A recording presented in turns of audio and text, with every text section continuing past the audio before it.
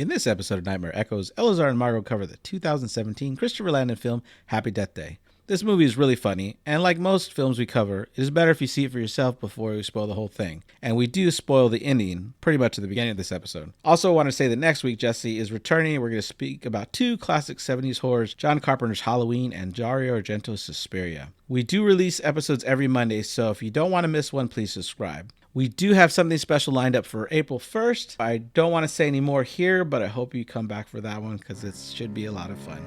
All right, enjoy the episode.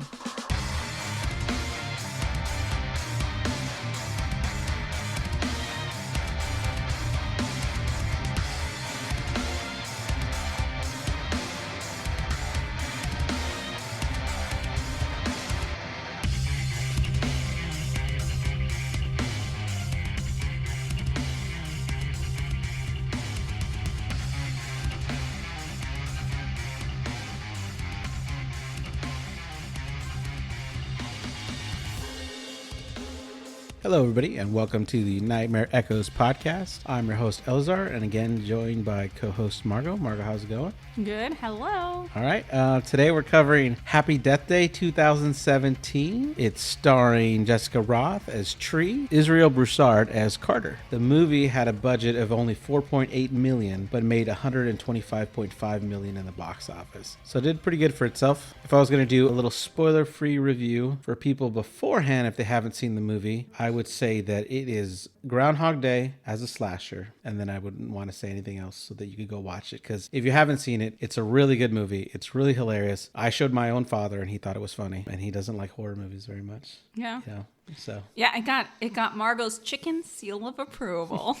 Margo's official chicken seal of approval. Which, if you don't know what that means if you're a chicken, you can survive this movie. Because I do not like scary movies. Shocker, Margo. We're going to spoil the whole thing, so if you haven't seen it yet, pause, go watch it. I really recommend it. It's so good. The sequel is amazing as well. But here we go. We're going to spoil the whole thing. So the movie opens and we got a Universal logo that comes across the earth, and then time resets, and the Universal logo comes across the earth, and then time resets, and the Universal logo comes across the earth again.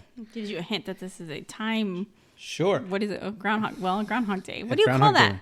Time repeating movie? Yeah, I think know. so. Time loop movie. It's a time loop movie. Right. So there's a hint in here in the sound that is being made for the second film, and I will not ruin that for you. Okay, all right, great. But when it resets, there's a sound here, and the director put there on purpose because he knew the answer and he was waiting for the sequel to do it. Okay. At the university, our main character's name is Tree. It's short for Teresa. For everybody out there that was giving it hate on the internet, they're like, who would name their kid Tree? Short for Teresa. She's played by Jessica Roth. She wakes up with a bed she isn't familiar with, and she does not remember getting here. She spots a guy across the room on the other side. He's looking for something on the ground. He's on all fours. That's Carter, played by Israel Broussard. And he sees her. She's awake. He says he wasn't sure if she wanted to sleep in or not. Tree questions if this is a dorm room. Tree's phone rings with a song. She says it like disdainfully, like, right. Ugh, am I waking up in a dorm room? Sure, yeah. Her phone rings and the song playing is, hey, it's my birthday. Yeah. So why don't you pick up the phone?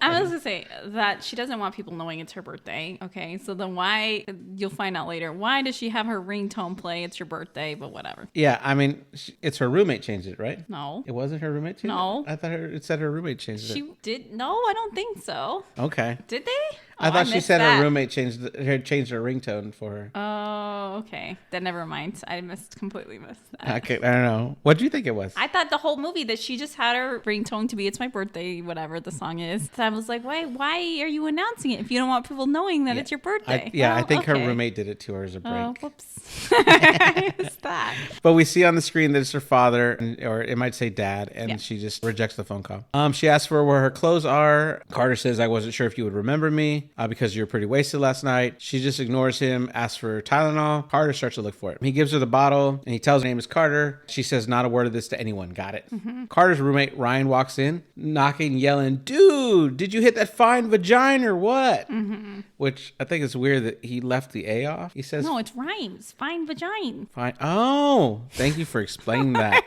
Man, okay. I've seen this a lot of times and that never clicked. I get it now. Okay. Carter looks embarrassed and Tree is annoyed. Ryan seems to, know he's an idiot for saying it. Mm-hmm. Carter says, nice one, dickhead. Mm-hmm. Outside the dorm room, we get a series of events that we're going to need to remember for the whole movie. She walks by these, I guess the movie even refers to it as her walk of shame, like the commentary. Yeah, I don't know why it would be a walk of shame. They're in a college. Sure. I don't think it's immediately obvious that she's having a walk of shame. Well, I think she's still dressed in last night's clothes, like party clothes. But how would people know? Oh, I guess. That's the way it was described to me. In this walk of shame, she walks by a creepy guy wearing sunglasses who pulls them down to check her out.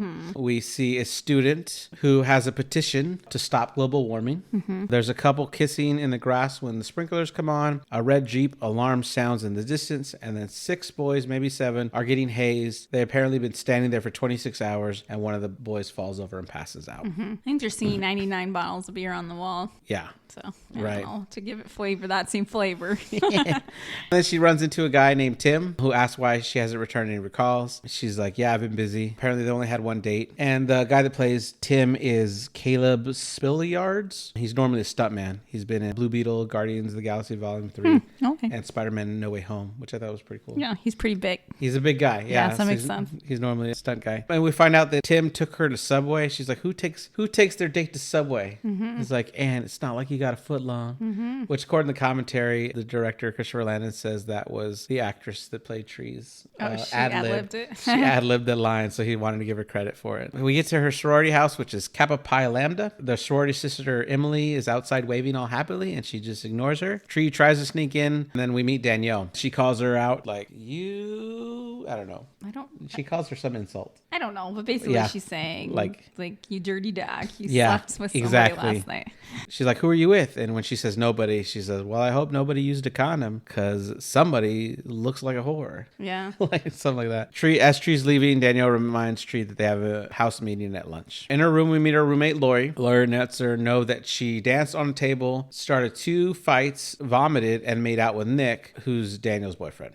I don't think, is it her boyfriend? Oh, maybe not. I think it's just somebody she likes. Somebody she likes. My bad. Yeah, I mean, we see him in one scene. Yeah. As Tree's running late for class, she rushes to get dressed. Lori hands her a cupcake. She's like, do you really think you can keep a secret from me? Apparently, she was snooping around her stuff and saw her driver's license and figured out when Tree's birthday was. And this is where it says that she changed the ringer on her cell phone. Tree blows out the candle, saying that she wished for a new roommate, turns the cupcake upside down, and throws it in the trash. Right. Lori's upset because she made it from scratch, but Tree points out that it would be too many carbs.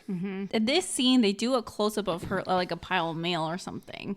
Sure. And I remember thinking, that's weird that they're like making a close-up on this mail, and then promptly forgot about it completely until it becomes relevant later. Sure. So she's late for class. The professor doesn't call her out, but he actually looks happy to see her. She also can't keep her eyes off him. He's the teacher, so maybe she's supposed to look at him. I don't know. But I don't know. I'll see. I guess we'll find out. We see a student working a booth selling the school merch, and this is where we find out that the school mascot is a baby face. It's a dumb mascot. It's a dumb mascot. I mean, maybe you want to see a bunch of drunk babies walking around after late parties. What is their? Do you remember what their school's name is? No. Whatever. It's something. It's something with a B though. So blah blah babies. But I still think it's dumb. Right. And then this is where we get to the lunch meeting for the Kappas, and it's led by Danielle. She's talking about the next fundraiser, and she states that the last one they did was for special needs, and it freaked the shit out of her.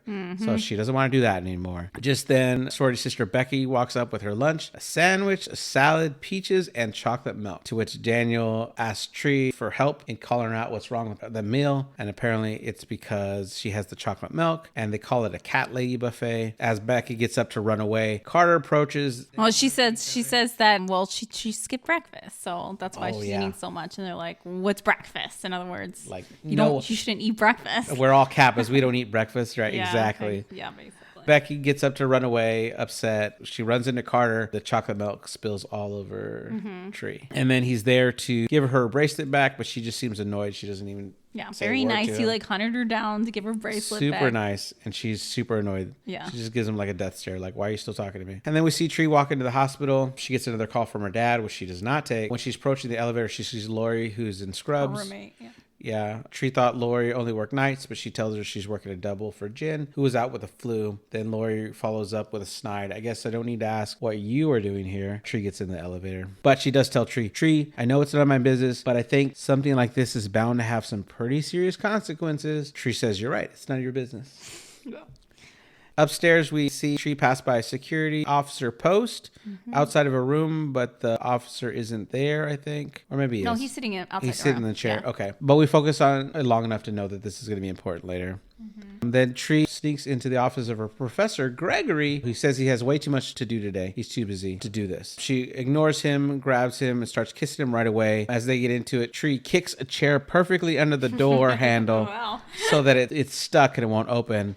And this is just in time for Gregory's wife to show up. Yeah, so she's having an affair with her professor. Exactly. Gregory introduces her to his wife as Teresa, his student, and the wife looks like she knows what's going on. Or at least suspects. At least suspects it. Tree, gets out of there really quick. Later that night, Tree is painting her nails when Daniel comes in wearing Tree's top, but it looks good on me. Like, I'm wearing your top, but it looks good on me. They talk about the party, and then the power goes out, which Danielle says is our tuition dollars at work.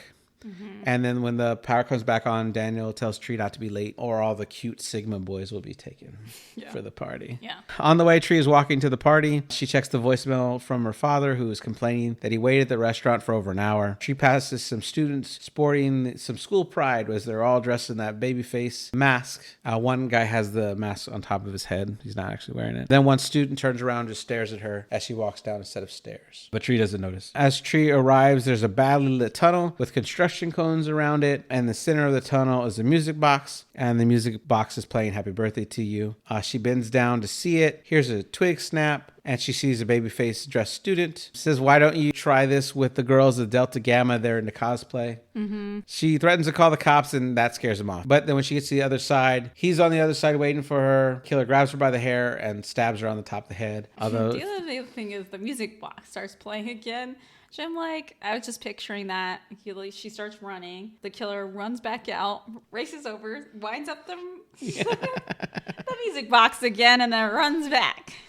So she's stabbed on top of the head. Yeah. We don't actually see any blood or anything because it's PG-13. Yeah. And then we start loop 2. This whole portion at the beginning, until she gets killed, is basically showing how horrible of a person Tree is. Yeah, exactly. Like, she's mean to Carter at the beginning. She's mean to all her sorority sisters. Her roommate nicely bakes her a cupcake and she just throws it in the trash. She's ignoring her dad. What else? Like, she brushes off everybody. She's, like, not nice. She can't even share it away. Like, Emily, who sits outside, sorority sister sitting outside. She can't even wave to her. She can't even wave it. Like, what? How much energy does it take to wave? Yeah, she's having an affair with her professor. Yeah, just not a good person. Not a good person at all. So we get to loop 2. Tree wakes up in Carter's room again. She's confused. She doesn't seem as confused as I expected her to be. Yeah. I think it takes her a little bit to like kind of figure out what's going on. Sure. She grabs her clothes. I already know where they are. And she remembers his name is Carter, which makes Carter happy. Yeah. Like, she remembers me. She asks for Tylenol again, but this time she tells him it's over there. Yeah. And he's like, oh, and he goes and gets it. Well, he says something like, I don't know, something to make it like something that she's like takes pause about, like, oh, you haven't been here before, or something like that. I don't remember exactly what it is. If it's not in this one, it's in the next loop. It might be. I guess she thinks she just woke up in his room again at this point. Yeah, maybe. Yeah, I don't know. I mean, this is not completely established yet, but every time she gets killed, she kind of is injured a little bit at the beginning. So I guess she got stabbed in the face. So she's a little out of it. I guess she might be out of it. Sure. Yeah. Who knows? We zoom on a sticker in the dorm room that says, today is the first day of the rest of your life. And this is when the roommate busted again, saying the same line. She walks by all the same people. The guy with the shades that's checking her out, the Stop Global Warming girl, the couple with the sprinklers, the red Jeep alarm goes off, and the frat boy passes out. Pretty much she's having the same interactions as before. She's definitely confused. She runs into Tim, asks him what day it is. He says Monday the 18th. And she's like, are you sure? At the frat house, she still walks by Emily. She doesn't care. Inside, Daniel's saying the same stuff as before. And Tree tells her that she's having deja vu. And Daniel says, oh, I have it all the time. It's supposed to mean that someone's thinking about you while they're masturbating. I have it like 5 times a day. Like, oh my gosh. Daniel reminds her about the lunch meeting, and Tree seems really confused here because she knows she went to this lunch meeting already. But Daniel's like, it's been on the calendar for a month. Back at her dorm room, Lori, she looks annoyed as always. This time Tree doesn't even blow out the candle of the cupcake. And then we cut right to the lunch meeting. We skip the class. She sees the baby face mask in the stand where they're selling them. Daniel asks Tree what's wrong, and she assumes that she cares about Tree in this moment, but she's like, no, what's wrong with Becky's lunch? Tree tries to warn Becky when she gets up. But it's still not in time. The chocolate milk still gets all over her. Carter walks away. Yeah, Carter bumps into her or whatever. Yeah. Carter apologizes and then walks away, but Tree's like, "Hey, give me my bracelet." Yeah, right. So he'd forgotten that's why he was there, but he doesn't even click to Carter that how would she know that that's why I came here. And then we cut to the professor's office again. She's trying to tell him that her day's repeating. He thinks she's fallen in love with him. Well, this time she's locked the door. She locks the door. Very impressed by kicking the so chair. He tells her, "You can't fall in love with me." And she's like, "I'm not in love with you." And that turns him on. Yeah, that makes him... He's like, "Oh, great." And he starts trying to make out with her. But she tries to warn him about his wife. And he's like, that's kind of a buzzkill. Yeah. And that's where his wife knocks on the door. And he's like, "Oh, good thing you locked the door." And in the dorm room, we see Tree watching a video of a past birthday. I think if you were cheating on your wife, you would be very... locking the door? Yeah, you would always lock the door. Yeah, I would think so.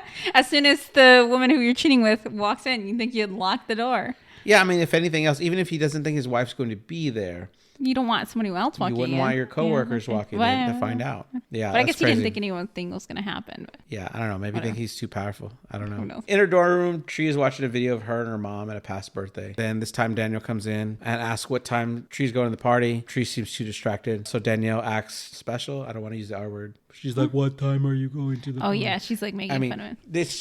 We're already establishing again that Danielle's a bad person. Right. Exactly. She's already made fun of special needs people or said they're creepy or something. The director said it was this one joke that maybe went too far, but he really just wanted to establish that Danielle's a bad person and we're not supposed to like her. Yeah. Power outage goes on again and we get the same line. It's like our tuition dollars at work. On the way to the party, she thinks she sees the babyface killer, but it's just some guy named Mike wearing the same outfit. Well, she makes it to the party this time. Yeah, well, we'll get there. Oh. Right? Oh, wait. She's not at the party yet? Let's see here. We hear the music box again. Oh, okay. And the music is super dramatic. Oh, we haven't gotten to the party. Tree decides not to go into the tunnel. Right. Which is a smart idea for the horror movie. So now she goes to the party. Right. That's right. And at the Chi Sigma Kappa house, it's way too dark for a party to be going on. What? All the lights are off. Oh, yeah. There's no party in there. So she goes up to knock in anyway, which is, she just made a smart decision in a horror movie. Yeah. Now she's knocking on a completely dark house. Yeah. That's a dumb decision in a horror movie. Mm-hmm. She gets there, the door's locked, she knocks. Also, it's going to say that throughout this movie, she does a lot of stuff that you yell at people to do in horror movies. Sure. Like when she first gets attacked, she really fights off her attacker pretty well. Yeah. In this case, she's like, maybe not go down this dark tunnel. Yeah. So, anyway. So she turns around to check her surroundings. The door opens as a person wearing a baby face mask. So she quickly punches him in the face, causing him to hit the floor, and it's Nick. She knocks him down. Someone goes, "Surprise?" Yeah, they're having a surprise party for her. And then Daniel grabs Tree's hand and raises it in the air and says, "Don't mess with the Kappa bitch." Yeah. She treats it as a victory. And then we get Daniel and Tree talking. Daniel says that Lori is banging some mystery guy and that she's going to be out of the house next year. Tree tells her that Lori is working a double at the hospital, and Daniel acts like that's not a good thing. Yeah. And then Tree notices Nick looking back and decides to follow him upstairs. Yeah, he gives her like a flirty look. Right, yeah. And behind Daniel's back. Something, I don't know, something about the punch that I don't remember exactly what he says. Something flirty about her punching him, that it was fine. And... Right. In Nick's room, there's a giant bong that's behind a big blow-up doll. Yeah. She starts using the mirror to make sure she looks good when the baby face is back, but it's just Nick pretending again. And then he tells her, "Welcome to the Pleasure Dome." Yeah. Music starts playing, party lights start going crazy. Yeah, really loud, like electronic music. Yeah. A disco ball is in the room. Yeah. Nick's dancing like crazy. The music's too loud. Tree's text message Danielle, and she's like, "You're with him now, aren't you?" And she's like, "No, I would never do that to you." Yeah. And Daniel goes, "Don't you mean again? Don't forget freshman year, whore." And so the Tree puts, "At least my nickname wasn't Blow," and then shows a picture of a blowfish. Mm-hmm. It's like, with music so loud, Nick is unable to hear when the babyface killer does come in the room. Danielle typing on the text message, "I hope you both die." Nick hits the floor. Tree turns around and only sees the killer, who she thinks is Nick again, until she looks down and sees that Nick's on the floor and the babyface killer grabs out a knife. She's able to hit the babyface killer with a cricket mallet. Charcuterie board? That's what I wrote. I can't say that word. Charcuterie? Charcuterie board? Does it like have meat on it? I don't know. That's what Some I kind don't of know. board. Some kind of board. Some kind of board. The killer gets her on the bed. Another Sigma guy walks in and she's yelling for help and he's like, woohoo, and closes the door. Yeah. I mean, she called for help. It looks like she's getting raped or attacked at least. And the guy's like, oh, let me leave them alone. I don't know. Does it look like that? I don't know that it did. Well, there's someone on top of her and she's yelling for help. But it's so loud he can't hear her. Oh, is that what it is? Yeah, I think that's what it is. Well, the actor who's the woohoo guy, his name is Justin, and he's Christopher Landon's the director's nephew. Oh, funny. So you can let him play like a 5-second role. Yeah. If that. And then the killer grabs the big giant bong, smashes it in half. Jabs her. And then we get to loop 3. True wakes up screaming in Carter's room. He asks if she's okay. Her phone goes off. It's her dad again. She says, your name is Carter. And he was like, yeah. And we never met before. Not until last night. This is a nightmare. And Carter's like, it's not that bad. I thought that was hilarious. Went outside. She's going a little faster and the camera's getting a little shaky to show us that she's in a stress. She's definitely a little panic and all the same things are happening. She shoves the global warming girl and all the same events are happening. She bumps into Tim and screams.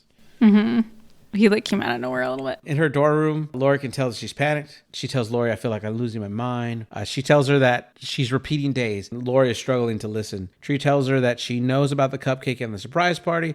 And Lori thinks that someone just spoiled it for her. And then Tree tells her about the killer. And Lori thinks Tree is pranking her. She's like, who put you up to this? Lori knows this day is hard because of her mom and tells her just skip class and get some rest and everything will feel better. And we cut to Tree boarding up the windows of her dorm room, blocking the door. Just then Daniel comes again to ask about what time she's going to the party, but she's stuck outside the door. The power goes out and Tree sits on the bed to peel the liner of the cupcake because she's actually going to eat it this time. But just then notices the TV is showing a happy family and there's someone named Jace and she doesn't want to watch that. So she looks for the remote and she can't find it. And this is where she finds the black envelope sealing it with a sticker that says it's your birthday. And inside the card, it says, happy birthday, another year older, and you're still got game. Inside. Yeah, it's like a baby mascot branded card. Right, yeah. Inside, it says, unfortunately, that game is bingo. Just little bingo balls around it. And it says, have a lucky day. And then under it in handwriting, it says, enjoy today because there's no tomorrow. That was Christopher Landon's handwriting. He's like, I have horrible handwriting. We turn around, the TV is off. Tree turns it back on, and it shows a news report about people being shot dead and cuts to the face of a suspect, but then the TV turns off before we can get a good look at the suspect. Well, I just want to back up to say that this is the point of the card that you think, okay, somebody is actively targeting her, right? Whereas before it could just be somebody killing people. And it kind of seems like that in the second run through because he kills, or she, I guess he or she kills the killer. The killer kills the guy too. Whatever his name is, Nick or whatever. Nick and Tree. Yeah. So anyway, but from the card, it seems like somebody's targeting her. Yeah, and then so she starts looking around the room because, someone turned off the TV. From within the room, she thinks, she sees the slightly open closet, but when she opens it, there's no one in there. Okay, so this made me laugh because don't you think before you barricaded the room closed, you would be checking all this out? Now she's like, oh shit, better check all the closets and whatnot. That's funny. Yeah, she screws herself over here. She turns to the bathroom. Someone could be behind the curtain. She goes up to it. As she slowly approaches it and she reaches for the curtain, the TV turns back on. So instead of pulling the curtain, she turns around to look at it. She walks out of the bathroom, and a second later, the killer's behind her because the killer was in the bathroom. Yeah. Should we say right now who the killer is? I mean, because I want to talk about these kills. Sure. Go ahead. Okay, fine. What were you gonna say? No, you're good. We can do that. Spoilers, right? Yeah, spoiler alert. If you haven't seen it, you don't want to know who the killer is. Okay, so go watch it now. At the end, we found out that it's her roommate who's trying to kill her. Yeah, it's her roommate. But for a lot of the kills, she sicks the serial killer on her, or does she just blame him? That was unclear to me. Oh, later with Toombs? Yeah. Yeah. No, she wants to blame him. Did Toombs ever kill anybody? No, not until she goes to the hospital. Okay, because the first kill, I thought the first and second kill was him. Because the roommate, I don't know. I guess the first one could have been her. But the second one, I'm like, what? She's now killing another guy too? You'd think she would wait till her roommate is alone, especially since they live together. Sure. I think she didn't free him until she couldn't kill her on the way to the party and at the party. Oh, I see. I thought she That's did it when right she off went the. to I thought Free she did Tombs. it when the cupcake failed. She wouldn't eat the cupcake. Oh, maybe. She does talk about it that way. But I don't think so. I think it was Lori killing her most of the time. Because why is she killing the guy? I mean, I guess like she doesn't care who she I don't kills know. on the way I don't know. to Maybe, kill her because she's going to guess. blame it on somebody else anyway. I don't know. I find it unlike. I don't know. It doesn't make sense to me. Now this one does make sense, obviously, because she was just staying in the room the while whole she time. barricaded She's like, it. I'm going to leave. And when Lori wasn't looking, she hid in the bathtub. And man, Yeah. I would get, maybe she sat down because I would get tired of standing up for hours. You could just sit in the bathtub, yeah. Yeah, you could just sit in the I bathtub. guess she could just sit in the closet. She wasn't checking around. Sure. Maybe she could have sat on the chair. Who knows? So Okay, then, so the killer, okay, so Lori attacks or Tombs. So we can just keep saying the killer, but Yeah, whatever. the killer attacks. The baby face killer. The baby Tree's able to hit the killer over the head with a hammer, and Yeah, but she's when stuck I in the originally room. watched it, I wrote, "Where'd this baby come from?" We get like Michael Myers type sit up here, like this only abs sit up. The killers always do in these movies.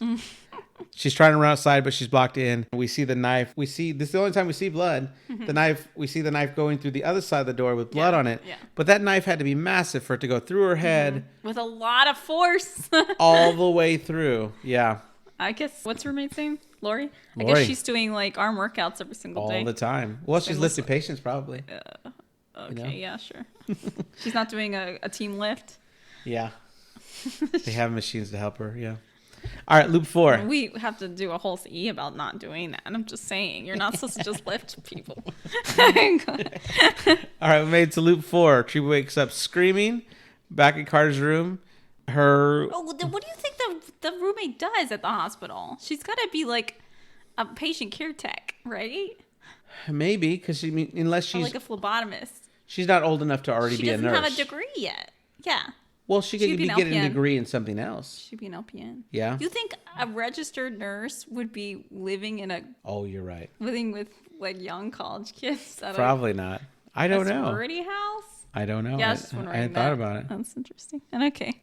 So she screams really loud. This causes Carter to who's on all fours looking for something, to hit his head. Her phone rings like always. Carter asks if she's sick because she's still screaming. She grabs the phone screaming at it and throws it across the room. She's yelling to make it stop. Carter asks if she's okay and she screams, "Get away from me." After putting her pants on, she runs out of the room and we see Ryan hiding around the corner looking like, what the heck just happened in here? This is the first time I noticed that on the other side of the door, there's the word occupied in all caps is on this little whiteboard.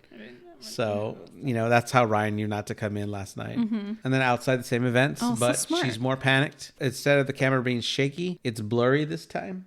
So we feel like her freaking out. She starts spinning around in circles in a panic and people are starting to stare at her. Just then Carter stops. He's like, I'm sorry, you just forgot your stuff. And then she grabs him and hugs him. Yeah. And then they're in the cafeteria. She's slurping a drink. Can you stop staring at me and looking like I took a dump on your mom's head? It's a weird line. Yeah, right. Carter's trying to figure out if he even believes all these events. Yeah, I guess so. I guess she's told him the loop story. He asks what would make this day special. She can't think of anything. And then the phone rings and Carter goes, "Oh my gosh, it's your birthday. That's special." And she's like, "Birthdays are just excuses to eat cake and open presents and shit. There's no real meaning behind birthdays." And Carter says that birthdays are symbolic and the killer knows it's her birthday. So that's why the killer's doing it. He asked her to make a list of names of people that might want to kill her, and this is hilarious. This is like we're getting some insight into her. She says, but because of the surprise party the sisters threw, the whole school knows it's her birthday. But maybe Danielle, because she made out with that guy last night right in front of her. She makes a comment that it was probably before him, and he makes like a judgment, and she goes, "Oh yeah," and she makes a comment like, "Well, you slept with a girl that was all messed up, all drunk," and he goes, "Hey, for your information, I slept on Ryan's bed. Yeah. I brought you to the dorm room because I was afraid you were gonna trip and fall and choke on your own vomit." Yeah, so she Like, learns that he's like a nice guy. yeah, right. But he says like Janis Joplin did. But I did some research into this, and there's books published and stuff, and apparently Janis Joplin overdosed on heroin. Okay, well. But not choked. But there's no information that says she choked her own vomit. Is that like an urban legend? Maybe it is, but apparently there's all this information that there's a certain friend that snuck into the hotel room after she died and stole took all the drugs, so it would look like she didn't die that way. And then the coroner said that she brought it it back when she realized that would hurt, finding out how she really died, and she was just trying to react as a friend. Oh, she didn't want people to know that's how she had died. Right. But apparently, according to this coroner in this book, he was the Los Angeles County coroner, Thomas Noguchi. He said that was a very common thing for friends and family to steal the evidence of like overdosing. But we learned that he's actually a nice guy, that he didn't do it. And so she names other suspects, that maybe Gregory, the professor, or his wife, because she's sleeping with her professor. Yeah. She says maybe creepy Tim. The tiny girl at TJ Maxx because she got her fired. The Uber driver that she spit on last week. Yeah. And he's like, oh, this is a long list. And so he's getting discouraged because she's not a nice person. And then he tells her it's kind of an opportunity because you can investigate who's trying to kill you. Yeah, because you keep repeating the day. No one else gets these opportunities. Yeah. Like, you're not only, normally people just die, they die. Yeah. But you get to start over and try to figure out who it is. Yeah. And she's like, oh, so I just got to keep dying until I find out who the killer is? That's your genius plan? And he goes, do you have a better idea? Yeah. And then we get a great scene, this montage scenes. I love these montage scenes. To Yeah, Emily. for investigating. Right. Emily's sitting outside the story room, and stuff starts falling from Tree's room because she's clearing room on her desk. Yeah. To start making a list. Number 1 on the list is Nick, but it's crossed out. I think the movie doesn't show us a loop. Yeah, right. Right? This is so funny that I laughed at the idea of making a handwritten list in which you cross out the names every day because the list doesn't stay. So that means every day she wrote the same names and she crossed out instead of just writing the ones that are still there. She wanted the satisfaction of crossing them out. But it was good visual for us, so we don't have to see the day repeating over and over and over again. I will admit that she might have crossed out Nick because he was killed by the killer. Why should she have written it on the list to begin with? That's why I think we missed a loop. Also, there's evidence later when we're on loop 10 that she says she's died 16 times, but I've double counted and there were only 10 loops. Okay, so we're not watching every single at that day. time, right? Yeah. So number 2 is Tim. We cut to a shot of Tree sneaking outside of Tim's room where she's finding that he's watching a man on man. Yeah, he's watching gay porn. So porn. She's like, oh, he's not really interested. She's like, in me. oh, but her face expression of that makes sense is hilarious when she does that. And she turns around and she's stabbed by the killer. Yeah. And she's like just in shock. But she could have grabbed the mask because she she's wasn't going to thinking die. straight. She wasn't thinking But she could have straight. grabbed the mask off She and it wasn't would have solved thinking all her straight. problems. So she wakes up now when she's in loop 5. In loop 5, she wakes up, she throws her phone in a trash can. We cut to her hair pink and she's cutting it shorter. Number 3 on the list is Stephanie, who's Gregory's wife. Tree is dressed all in camouflage. Yeah, She's I guess got the pink is for camouflaging. I don't know. Or you think she just did it for fun, or maybe because for it doesn't matter. camouflage? I don't know. Yeah. Tree's dressed all in camo. She's got night vision goggles. She's stationed by a fountain. Where did she get all this equipment? Like all of a sudden, Who knows? right? She's stalking Stephanie, and she's like dressed really nice. It looks like she's outside of their house, and man, they have a nice house. Mm-hmm. He's a doctor. What's that? I said he's a doctor. He's a doctor. And who knows what she does? I mean, she's a doctor too. Yeah, I don't know. That's my dream. Oh, I think we find out in the sequel what she is, but I remember. Yeah. Double income, no kids stinks. I don't know. I guess I don't know that they don't have any kids. Yeah, they never established that they do. Yeah. So then a Tree turns around, the babyface killer runs up, shoves her into the water, and she's drowned, and she wakes up in loop 6, barfing tons of water into Carter's room. Mm-hmm. Like water carried over into the loop. In this loop, Tree is walking with Danielle when this guy bumps into her, and a black letter that says happy birthday on it that Danielle is carrying falls to the ground. Mm-hmm. So she looks at her. She instantly thinks Danielle's the killer. They start fighting. They roll around. They are in the street and a bus hits them, which sends her into loop 7. Mm-hmm. And she crosses Danielle off the list. I don't know why she immediately decided it wasn't Danielle at that point. That's what I mean. Like, yeah. It's not. She's right. It's not. But so I think we missed another loop. Or does she think that if she had killed them, they wouldn't loop again? Well, that would be dumb because then she would die too. Well, she didn't mean to, though. Yeah. So maybe she's like, oh, well, if I kill the killer, then we won't loop. And since we looped again, that means it wasn't Danielle. I don't know. Either that or we missed more loops. There's no extra loops in the deleted scenes. They're all just extended scenes. Mm-hmm. We get a scene here where Tree is walking naked during her everyday morning walk, her walk of shame, past the guy. Yeah, but having no shame about it. Right? Yeah, passing the guy that was always checking her out, past the girl that's trying to get her to sign the sheet. I guess at this point she's pretty confident she's not going to live through the day. Yeah, yeah. In the commentary, they talk about it. They had to clear the area, and they had to do it in like 2 or 3 takes. And they had people watching all the dorm room windows to make sure people weren't recording. And they caught a guy that was trying to record the scene. But between takes, all the women in the crew would surround her and give her compliments of how brave and she was, and what a great, strong woman she is. They gave her that confidence to in the next shot to do it, which I think is hilarious. You know, she said it was very liberating, the actress. Then we see Tree with a baseball bat. She jumps out, swings, and she kills Becky. and she's like, oh no, that's not who she meant. And then as she's trying to like make sure you don't see if maybe she's not dead, the killer grabs the bat. She turns around, realizes it's too late. She's hit by the head, and there's this great dissolve as she falls and lands on the bed. It's like a really cool shot. So we're at loop 8. She tells Carter that his plan totally sucks. And he doesn't understand. She's in a lot of pain. She continues to walk out the door. We hear the, dude, did you hit that fine vagina or what? She walks and passes right into his arms. She wakes up in the hospital, and she thinks the killer's entering the room. She's imagining it, but it's just Carter standing there. And the power goes out, and then Gregory creepily is there when the power comes back on. Yeah. He tells Carter that visiting hour's over, and Tree thanks him and he leaves. Gregory points out that her scans don't make any sense, and there are major trauma that it might sound crazy, but he thinks based on these scans she should be dead. Yeah. So this was a smart thing in the movie to do, which they give her like stakes. Because like the thing about time loop movies is you have no stakes, right? You could do it as long as you want. Yeah, like because I was already thinking, why doesn't she just spend her time learning how to fight or something, or like? Sure. But now she doesn't have like unlimited time because every time she gets killed, she like actually gets hurt. Right. Yeah. So that was smart because, I mean, or just be like, oh, I'm going to learn piano, whatever. I'll just get killed every single day, whatever.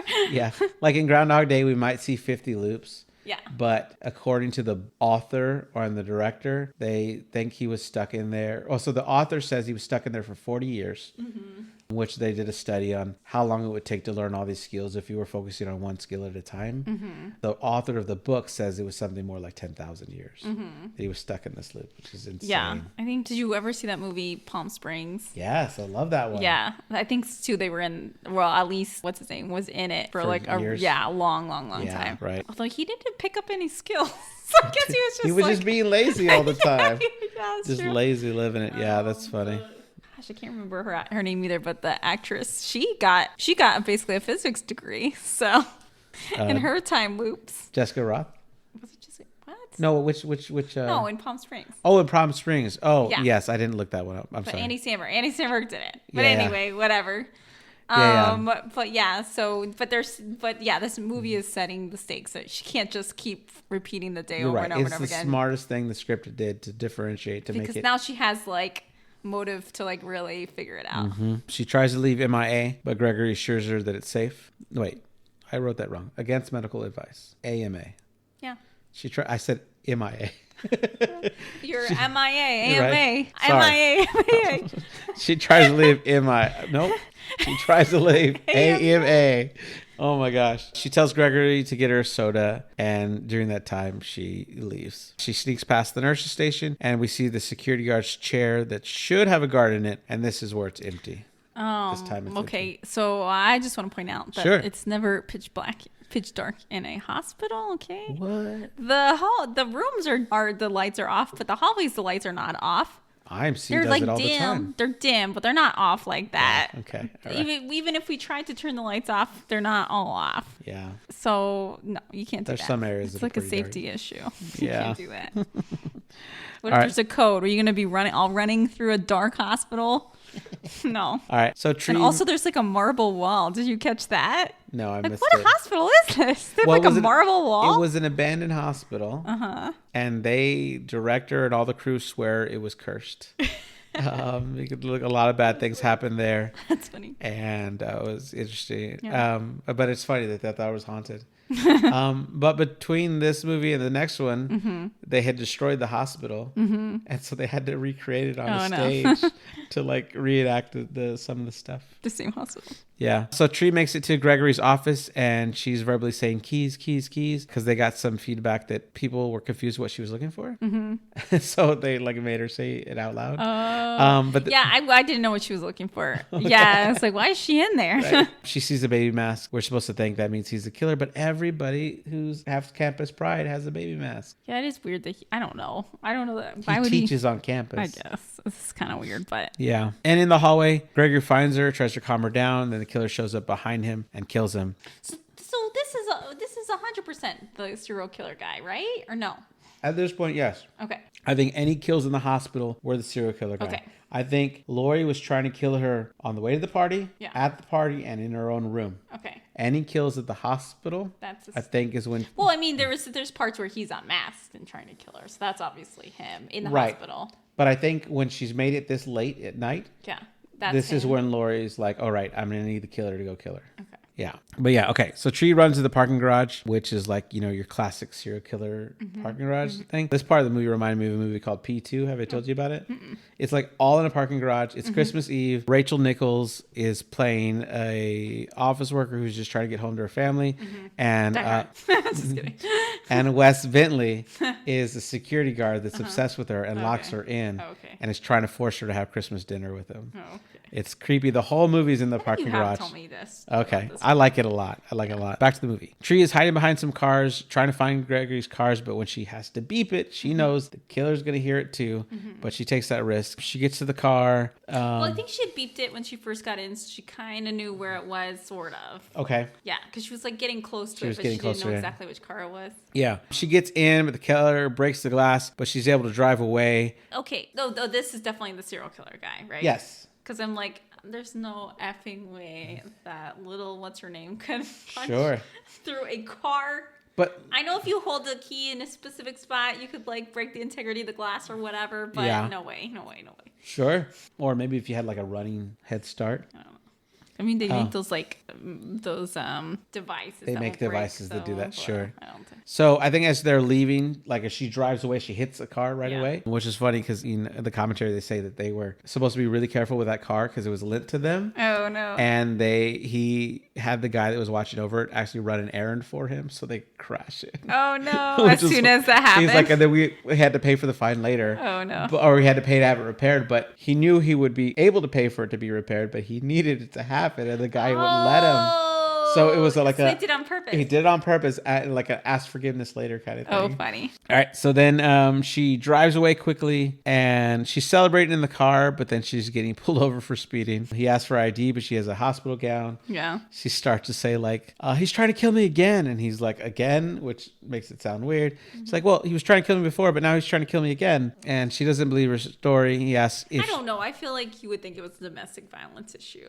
I think so too. Like immediately. I wouldn't instantly think that she's lying. Whatever. Like he thinks that she's drunk or whatever. Right. And she admits, she says, yeah, I'm drinking. Oh, she's and I'm high too. Oh, wait. Am I about to go to jail? Oh, that's right. Be she safe. Goes, if I was, would you arrest me? He goes, that's generally how this works. Yeah. She's yep. Like, I'm drunk. Yeah, I'm definitely drunk. I'm high too. Drugs, you name it. I'm on it. So like he puts her in the back of the car. And she's so excited that she's about to get arrested. That's where another car comes really close, swipes the car, kills the officer, drives a little bit further and skids around. And then we see the babyface killer get out of the car, walk towards her. She's yelling, "What do you want? Why are you doing this? Show me your face, you pussy." The killer walks back to the car, gets in it, rolls down the window, and sticks out their hand. It's holding a sweet birthday candle. It's the same candle that Lori used on the cupcake. Yeah. I mean, those are pretty generic candles. Okay. Should we have known by now? Wait, is this Lori? I don't know. But I just thought that was a little sweet. You know? Like a little candle. She lights it, and that's when... Here, another hint to Tree that this person knows it's their birthday and is coming to kill them intentionally. Which Carter pointed out. Yeah, but she kind of forgets it. Yeah. All right, so anyway, go ahead. No, you're good. So she drops the candle and there's like a line of gasoline. Right, and that's where, and she's like, car. oh, fuck. Yeah. And then the car blows up. We get a cool dissolve of the explosion and we see it in her eyes. Mm-hmm. They really blew up a cop car. Okay. But they digitally added more flames than there were. Whether the actress during the commentary goes, no, the flames in my eye were real though. Like, yeah, we set your eyes on fire. That's funny. So we get into loop 9. She gets up as Carter starts to speak. She goes, silence, and goes straight for the pain meds. She pours them out, and Carter warns her that too many could kill you. And she's like, if only it were that easy. But I do want to mention, if you take too much Tylenol, it can kill you. And it's not a good death. And also, if you're drinking and you take Tylenol, a lot of Tylenol, that's not good. Don't do that. Say no. Yeah, movies always show people overtaking Tylenol. Don't take more than 2 Tylenol, please. And no more than 4 grams a day, please. All right, thank you. Back to the movie. So then Ryan walks in. She refers to herself as fine vagina, and says, if that's how you refer to girls, you and your hand are going to have a long relationship. And then she says, have a nice day. She closes the door on Ryan. He's outside. She stays in the room this time. And he asks if she's always this charming in the morning. And she says, just this morning. Says that she was dying again. And she tells him it's a long story. He says he isn't doing anything today. And she tells him that she hates the sticker on his door. And it's the sticker that says, today is the first day of the rest of your life. Because it's the only day in her life. Yeah. He follows her. He thinks he can help because he thinks she's having bad dreams. She asks if he could only stop living the same day over and over, being killed by somebody. So what we get here is this amazing scene where she shows him everything that's going on. And it's just like the scene in Groundhog Day where they're in the restaurant and she's telling him like, this is going to crash. Yeah. And this is going to happen. That's pretty cool. So she does that. Sprinklers, car alarm. See that pledge over there? And he falls over. And then they're at a burger place and she's eating a burger like there's no problem. She's burping in front of him, farting in front of him because he won't remember any of it anyway. The phone rings again. She doesn't want to pick it up. She explained that her mom died 3 years ago and that they share the same birthday. He thinks that's crazy. Like, what a coincidence. That's why she doesn't like her birthday, because it just reminds her of her mom. Tree says that her mom would be not proud of her, the person that she turned into. And Tree knows that she's not a good person. She explains to Carter that she doesn't have many chances left because she's getting weaker each loop. She mentions that her 9 lives are up and we are on the 9th loop. This is where she notices the news that the serial killer of John Toombs is at the hospital. And the 6 previous victims all look like her. They're all blondes. One of them is the director's sister. Oh, funny. Which I think is kind of cool. So she runs to the hospital, tell him that Toombs is going to escape. Tree breaks some glass. Yeah, so she thinks, oh, it's definitely him. Yes. But she completely forgot that they know it's your birthday and they send you like that threatening letter. So it's not him, but that's okay. I mean, he wouldn't have been able to get into her room earlier to do it anyway. I know, but whatever. I mean, it does make sense, sort of, like... Right. You know. Yeah. So she tells them at the hospital, the nurse at the hospital, that Toombs is going to escape. Tree breaks some glass to get to an axe. And we see that the room, there's already blood on the door. She sneaks in. The security guard is lying on the other side of the bed dead. And the babyface killer is behind her, and he's got the gun. She runs out of there, and the nurse is shot, and the killer takes off the mask and reveals that it is Toombs. Just as he's going to fire, Carter jumps and tackles Toombs, and they struggle, and Toombs grabs Carter by the neck and breaks his neck. The way he breaks his neck, I'm like, there's no way he could have actually broke his neck that way. I feel like he just takes one hand and is like, yoink. I'm like, no. Yeah, okay. He does not give enough force. I just like it really, I really noticed it. I'm like, it's like, what? I'm very easy. I'm like, okay, I know. Oh, man. So she gets into the stairwell.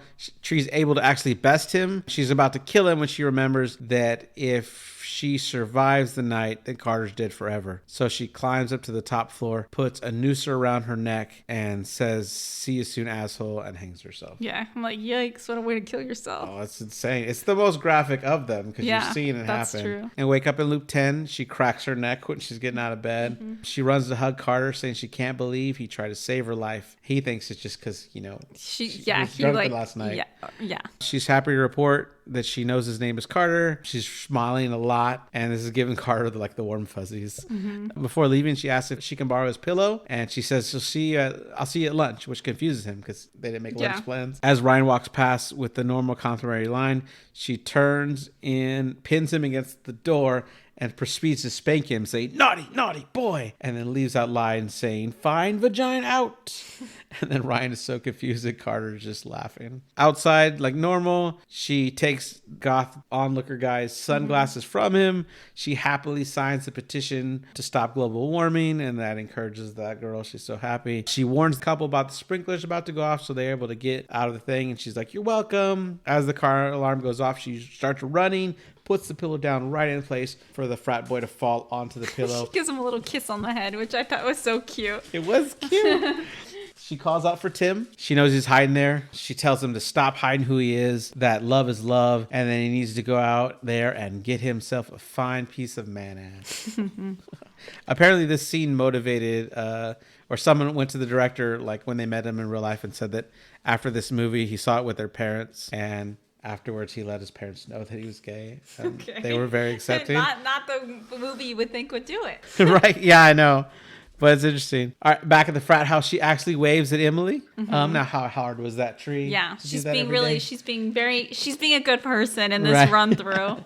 Inside the house, she tells Danielle before she asks, "His name is Carter. No, we did not have sex, but if I somehow survive this day, I'm going to have his babies." Once inside her room, she kneels in front of Lori, lets her know that she knows she's been a horrible roommate. Tree has been too selfish to appreciate Lori, was always there for her. She asks if they could start over, if Tree promises not to be such a loser. Lori is smiling and asks if Tree is high, and Tree says, "On life." Yeah. Then she leaves saying that she wants to hear about Lori's mystery guy. She goes to Gregory's class and shouts to everyone to hear, "Dr. Butler, can I have a word, please?" She ends her relationship, tells him that he has a wife that he loves, and if he won't stay faithful to her, he should just have the balls to leave her. He threatens that he's not going to let her coast by class anymore, and she says, "I already dropped it," and she's flicking him off as she does it. Then at lunch, Becky sits down and is about to get the lecture for the chocolate milk when Tree shows up with an even bigger tray with cake, French fries, chips, Twinkies, Dig donuts, and a hot dog with cheese and relish on it. It might have had ketchup. I couldn't tell. I study that tray. Tree starts shoving a ton of fries in her face, and Daniel asks, "What's with the fat fries? We're Kappas." And Tree said that Daniel should just live a little, and Daniel replies that it will turn her into a chunker like Becky. There's a lot of squeaks happening. Sorry about that. Hello. If you hear squeaks, they're dogs making squeaks in the background. Squeak your toy. And then Becky is about to get off and run away from that insult. And Tree puts her hand on Becky's shoulder, sits her down, which stops the milk from getting on her, picks up the chocolate milk, walks it over, and pours it all over Danielle. Well, she takes the straw at first. Yeah, I know. As Carter walks up to return the bracelet, she grabs him and kisses him, and then asks if he will take her out for her birthday. He asks what the punchline is, and she says there isn't one, and she runs off. We cut to her dad about to give up on her showing up. He asks for the check, and then Tree's actually standing behind the waitress when the waitress walks away. I was waiting the whole movie for her to finally go meet up with her dad. I know. Yeah, I was thinking, like, why doesn't she just go meet up with her dad and then skip the whole day, or exactly, yeah. But now she's finally done it. She tells her dad she doesn't want to have small talk. She thought of avoiding him, the loss of her mom, easier to deal with, but it's actually made her more miserable. She tells him that it took something really crazy to make her figure this all out, but that she is here and she's so sorry that she hurt him. I think I might have cried the first time watching this scene. Oh, not me. No. Oh, not you. Have a hard heart, I guess. Oh man. And the scene ends with them both crying and him telling her happy birthday. All right, and then we cut to Tree arming up for the night's confrontation. We see her start at 8:53. She starts a 30-minute timer on her Timex brand watch.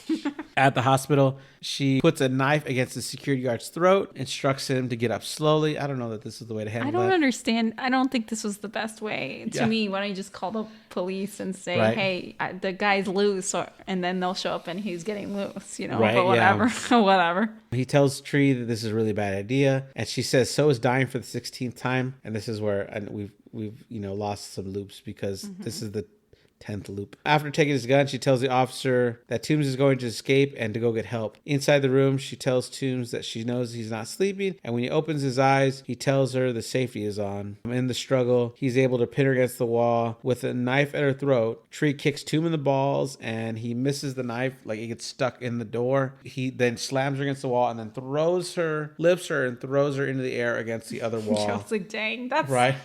I don't know. And the glass... He must be doing some CrossFit.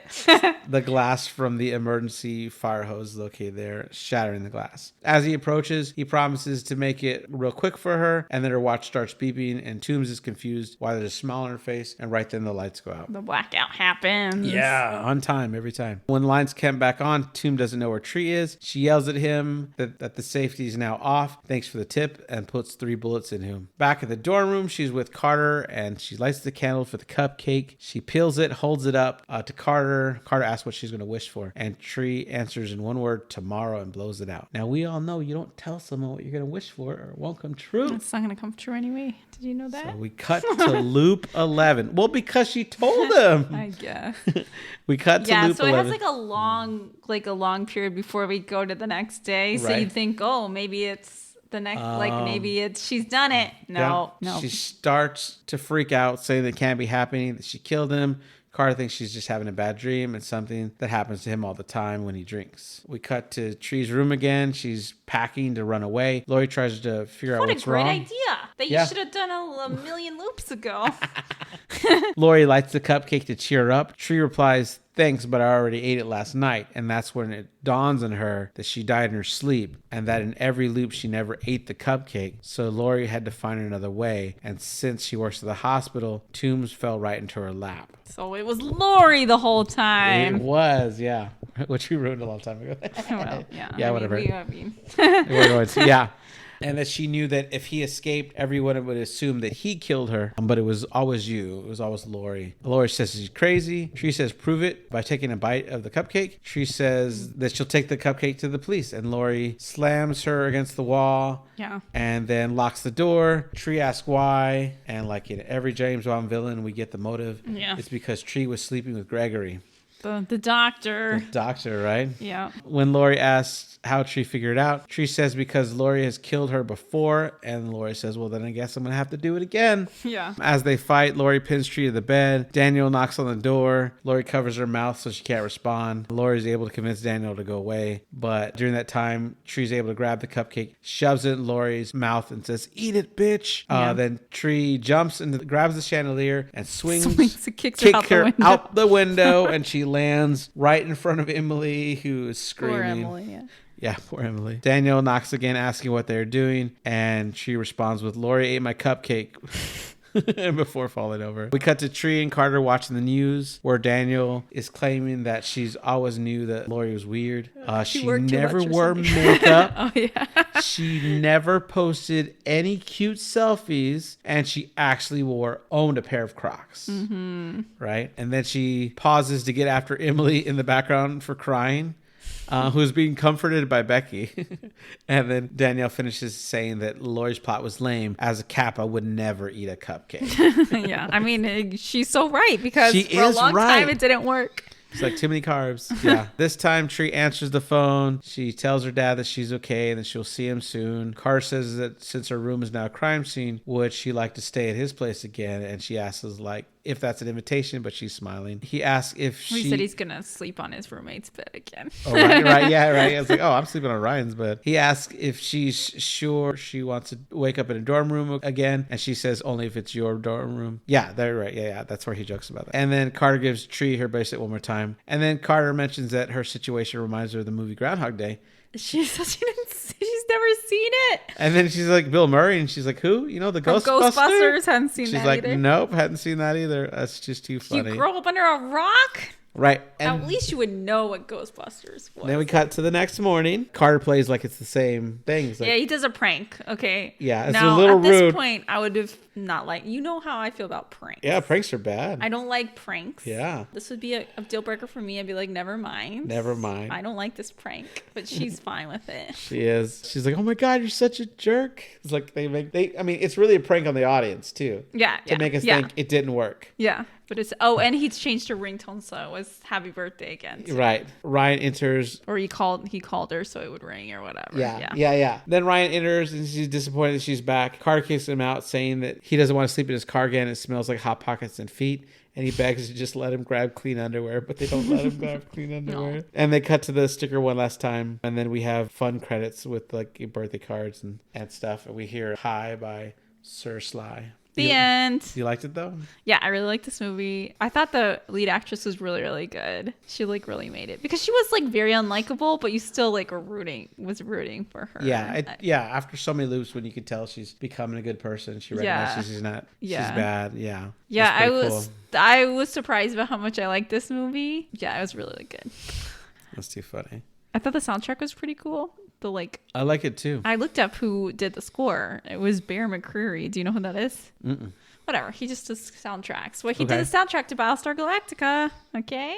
So I don't know if you ever watched Battlestar Galactica. I love Battlestar Galactica. It's a good score. It's a good score. You mean the new one, right? Not the 78? Yeah, of course. The old one. I mean the new one. Sorry. So interesting. Christopher Landon was originally hired to rewrite the script. Mm-hmm. He never got writer credit for it, but it's the script they used when he rewrote it. Mm-hmm. But when he did such a great job of it, the director that was hired at the time to direct it didn't like it. Mm-hmm. But all the people backing the movie did. Mm-hmm. And they're like, well, if that director doesn't get it, mm-hmm. then he's fired and we want you to direct it instead. And that's how was he like a director? Yeah, he'd already done Freaky at this point. Oh, Yeah. Okay. Oh, that's interesting. Because Freaky wasn't as good of a movie, in my opinion, as this one. I mean, I still liked it. Yeah. It was okay. But like, yeah. Yeah. But it's interesting. But it was on like development hell for like 12 years. Yeah. Because Jessica Roth was like saying that, oh, yeah, if that had never happened, I would have never been able to do it for you. He goes, yeah, well, originally you would have been 12 when this movie would have come out. Oh, yeah. Because it was in development hell forever. Yeah. Which is pretty crazy. Yeah. It made $125 million on a $4.8 million budget. Yeah. They made a lot of money. Yeah, it's crazy. And there's a sequel, which we'll get to watch later. Okay. It's really good. I like it. It's even less horror. Oh, perfect. It's a straight comedy. Perfect. It is a straight comedy. Perfect for me.